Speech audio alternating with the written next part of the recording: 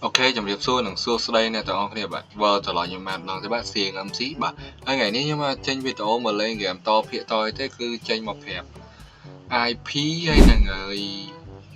port oi nè thì bạn cho lên server flame âm xí cho mũi nhung bà hay ngày nắng còn trong kịch hai trong cho record FTP no server flame âm xí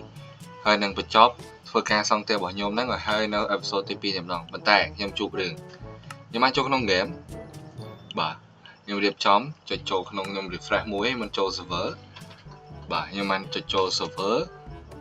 ហើយក៏វា load ពាក្យថា enable to connect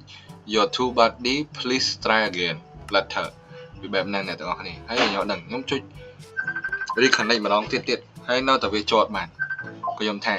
ប្រហែលជាមកពី Wi-Fi របស់ខ្ញុំឯអ្នកទាំងអស់គ្នាប៉ុន្តែគឺចុងបញ្ចប់គឺ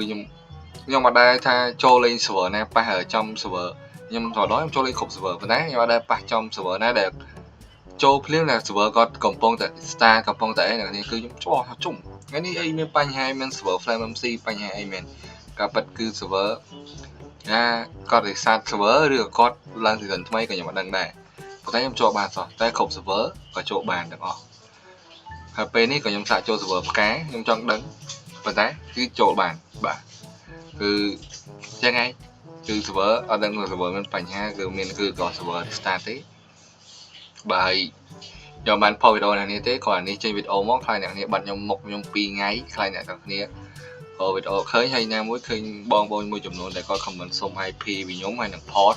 បាទហើយនៅវីដេអូនេះហ្នឹងហើយជា IP និង port អ្នកនេះអាចចូលលេង server Flame MC បានហើយខ្ញុំមានតែប៉ុណ្្នឹងឯងតែអ្នកទាំងអស់គ្នាបាទហើយសូមជម្រាបលាតែម្ដងអ្នកទាំងអស់គ្នា Goodbye នេះយើង Bye bye